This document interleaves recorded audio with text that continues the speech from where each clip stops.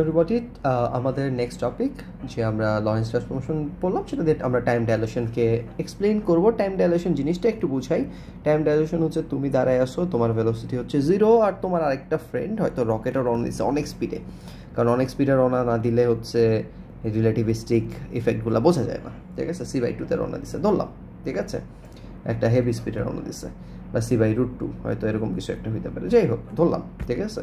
তাইলে তোমার কাছে যে ঘড়ি আছে সেই ঘড়িটা t1, সেটা হয়তো তুমি দেখছো যে 10 সেকেন্ড পার হয়েছে, আর থিওরিটিক্যালি তুমি হয়তো তোমার ফ্রেন্ডের কাছে ঘড়িটাও দেখতে পাচ্ছ, সেম ঘড়ি, সেখানে যে টাইম পার হয়েছে সেটা দেখতে পাচ্ছ মাত্র 5 সেকেন্ড। তার মানে ওর টাইমটা যে আস্তে আস্তে পার হচ্ছে, বা ওর টাইমটাকে আমি যদি বলি, দেখো তোমার এইটুকু টাইমের মধ্যে তোমার পার হয়েছে 10 সেকেন্ড, বাট তোমার ফ্রেন্ডের সেম টাইম ফ্রেমে পার হয়েছে কতটুকু, হচ্ছে মাত্র 5 সেকেন্ড হয়েছে। তার মানে ওর 10 সেকেন্ডকে যদি আমি দেখাই, ওর 10 সেকেন্ড দেখতে কী হবে, আর একটু বড় হবে দেখতে, ঠিক আছে। সো এই যে ওর যে টাইমটা এই যে লেনদেন হয়ে গেল, ঠিক আছে, তোমার ফ্রেন্ডের টাইমটা যেরকম লেনদেন হয়ে গেল, তোমার 10 সেকেন্ড মানে তোমার ফ্রেন্ডের 5 সেকেন্ড, আর হচ্ছে তোমার ফ্রেন্ডেরও যদি টাইম সেম করতে চাও তাহলে কিন্তু এটা লম্বা হয়ে গেছে। সো এটাকেই বলে টাইম ডাইলেশন বা কাল দীর্ঘায়ন। কথা কি বোঝা গেছে? সহজ ভাষায় আমি এভাবে মনে রাখতে বলি ভাই, যে তুমি স্থির অবস্থায় যদি একটা বড় টাইম দেখো, তাহলে এখানে তুমি একটা ছোট টাইম দেখবা, এবং এই ছোট আর বড়র মধ্যে রিলেশনটা কি? রিলেশনটা হচ্ছে প্রপোর্শনাল রিলেশন, দুইটা হচ্ছে প্রপোর্শনাল হবে। এবং তাইলে এখানে নিশ্চয়ই একটা প্রপোর্শনাল কনস্ট্যান্ট আছে। আমি কনস্ট্যান্টটা কি সেটা বললেই তোমরা খুবই মানে ইন্টারেস্টেড ফিল করবা। এই কনস্ট্যান্টটা হচ্ছে বেসিক্যালি, আমরা একটু দেখে আসি যে কনস্ট্যান্টটা আমরা কিন্তু আসলে পরিচিত কনস্ট্যান্ট। এইটা হলো অ্যাকচুয়ালি আমরা যে কে কনস্ট্যান্টটা পড়ে আসছি না ভাই, সেই কে কনস্ট্যান্টটা। তার মানে তুমি বড় ভ্যালুর সাথে যদি কে ইন্টু ছোটো ভ্যালুটা মাল্টিপ্লাই করো, তাহলেই তুমি পাবা। তুমি এভাবে মনে রাখাটাই ভালো, ঠিক আছে। এটা আরেকটা রিপ্রেজেন্টেশন আছে বলবো, বাট এইভাবে মনে রাখাটাই ভালো যে বড় ভ্যালু ইজ ইকুয়ালস টু ছোটো ভ্যালু ইন্টু কে। কারণ কে এর ভ্যালুটা কিন্তু দেখেন কত, কে এর ভ্যালুটা হচ্ছে √1 divided by √1 minus v²/c²। So v/c এটা তো নিশ্চয়ই 1-এর মধ্যে একটা ভ্যালু হবে। সো ধরলাম যে হাফ হয়েছে, সো এখানে রুটের ভিতরে হাফ গেছে, তার পুরোটা কি √2 হয়ে যাবে, ঠিক আছে। সো এই যে কে এর ভ্যালুটা 1-এর চেয়ে বড়, সো ছোটো ভ্যালুর সাথে কে মাল্টিপ্লাই করলেই, তুমি হচ্ছে বড় ভ্যালুটা পেয়ে যাবে। এটা হচ্ছে রিলেশন, বেশ সোজা একটা রিলেশন সত্যি কথা বলতে। সো এটা দিয়ে আমরা একটা ম্যাথও করতে পারি। ধরো যে আমার ফ্রেন্ড স্পেসশিপে আছে, ঠিক আছে। ধরো যে আমাদের দুইজনের বছরই হচ্ছে 25 ইয়ার্স, ও যখন স্পেসশিপে উঠছে। সো ও স্পেসশিপে উঠলো 25 বছর বয়সে। ও ওর হিসাব অনুযায়ী 40 বছর পরে ফিরে আসলো, বা 20 বছর পরে ফিরে আসলো। তাহলে তখন আমার এজ কত হবে?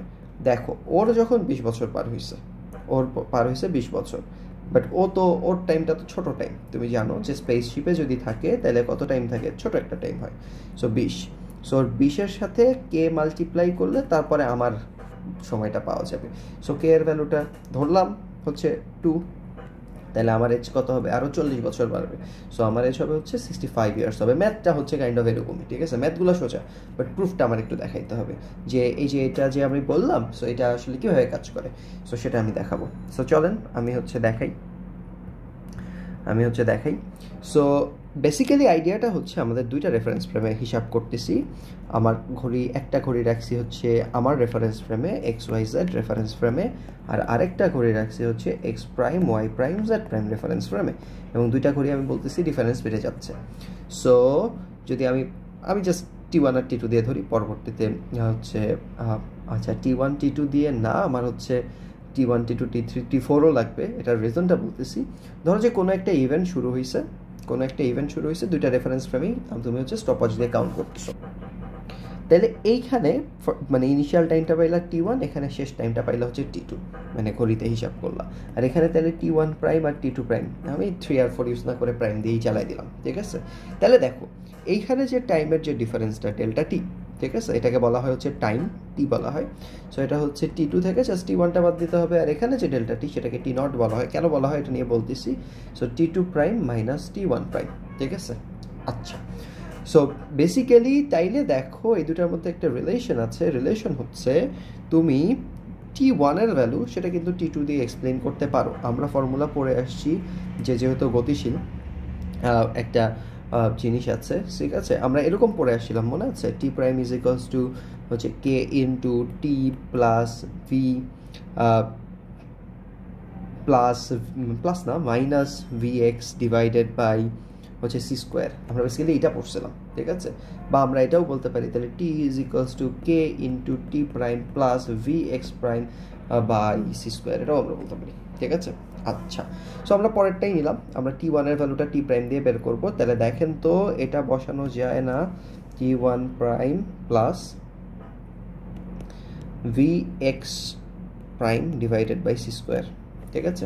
ওকে, আর টি টুর জায়গায় কত বসানো যায়? K into T two prime plus V X prime divided by C square. So এই দুটা গেল। তাহলে টি ওয়ান আর টি টুর মধ্যে তুমি যদি মাইনাস করো, মাইনাস করলে তো বেসিক্যালি টি পাবা, তাহলে তোমার কে কমন যাবে, ঠিক আছে? আর মাইনাস করলে যেটা ভ্যানিশ হয়ে যাবে সেটা বলতেছি, তোমার হচ্ছে ভ্যানিশ হয়ে যাবে হচ্ছে টি টু থেকে টি ওয়ান মাইনাস করলে এই পরের পার্টটা ভ্যানিশ হয়ে যাবে, এই যে পরের পার্টটা ভ্যানিশ হয়ে যাবে। সো তোমার কে এর পরে থাকবে হচ্ছে T two prime minus T one prime. So basically এটাকে আমরা বলতে পারি হচ্ছে টি নট। সো এই যে টি আর টি নটের মধ্যে রিলেশন হচ্ছে ওই যে কেটা আসলো, ঠিক আছে? সো এটাই হচ্ছে মেইনলি আইডিয়া। এখন টি নট কেন বলা হয়, টি কেন বলা হয় এটা একটু বলি। টি নট মানে হচ্ছে বেসিক্যালি অরিজিনাল টাইম, যেটা অরিজিনালি ঘটতেছে, যেটা তুমি ফিল করতেছো এরকম না, অরিজিনাল টাইম। তাহলে অরিজিনাল টাইমটা কে দেখতেছে? যার হাতে ঘড়ি আছে সেই তো তার অরিজিনাল টাইমটা দেখবে, ঠিক আছে? সো তুমি যদি স্পেসশিপের রেসপেক্টে চিন্তা করো তাহলে অরিজিনাল টাইমটা হচ্ছে ওই যেটা দেখতেছে সেটাই। সো স্পেসশিপের টাইমটা টি নট মানে হচ্ছে বেসিক্যালি স্পেসশিপের টাইম, ঠিক আছে? আমি একটু লিখি, T is equals to K T naught, এটা হচ্ছে স্পেসশিপের টাইম, ঠিক আছে? আর টি হচ্ছে পারসিভ টাইম, ঠিক আছে? সো সোজা কথা স্পেসশিপের বাইরের যে স্থির আছে, যে স্ট্যাটিক আছে তার টাইম। আমি এইভাবে মনে রাখতে পছন্দ করি না, কারণ এইভাবে যদি তুমি ভুলে টি not is equals to K টি দিয়ে করো, মানে তুমি হচ্ছে মানে এটা দুটা জাস্ট উল্টায় দাও, তুমি কিন্তু উল্টা ধরলে কিন্তু ম্যাথটা হওয়ার কথা। But T R T prime দিয়ে ধরাটা আমি হচ্ছে ডিসকারেজ করব, কারণ তুমি যদি ভুলে এই কাজটা করো তাহলে তোমার হচ্ছে মার্কস কেটে দেবে, জেরোও দিতে পারে টিচারের ভিত্তিতে। কারণ তুমি চিন্তা করো ফিজিক্সে এস ইজ ইকুয়ালস টু ভিটি আমরা লিখি, কখনো যদি আমি বলি যে আমি এ ইজ ইকুয়ালস টু ভিটি লিখছি, অ্যাক্সিলারেশন আসলে এ দিয়ে আমি ডিসপ্লেসমেন্টই বুঝাইছি, এটা কিন্তু কেটে দিবে, ফর্মুলা দেখেই কেটে দিবে। সো এখানেও এসের তারপরে হচ্ছে টি ভি এগুলোর যেমন স্পেশাল পরিচয় আছে, এই টি নট আর টি এরও স্পেশাল পরিচয় আছে, সেই জন্য আমি এটা একদম বাদ দিয়ে আমি হচ্ছে পছন্দ করি এভাবে চিন্তা করতে যে T one is equals to K T two. এখানে টি ওয়ানের পরিচয় কি? টি ওয়ানের পরিচয় হচ্ছে বড়, টি টু এর পরিচয় হচ্ছে ছোট। আর হচ্ছে ছোট ভ্যালুটা কোথায় দেখা যায়?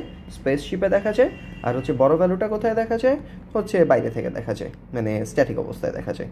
সো তোমার টি নট আর টি প্রাইম দিয়ে কেন এনকারেজ করতেছি না সেটা বলি, কারণ সামনে লেন্থের ক্ষেত্রে আসবে, লেন্থের ক্ষেত্রে হচ্ছে এল আর এল নট দিয়ে যখন হিসাব করা হবে তখন এটা অনেকের গুলায় যায়।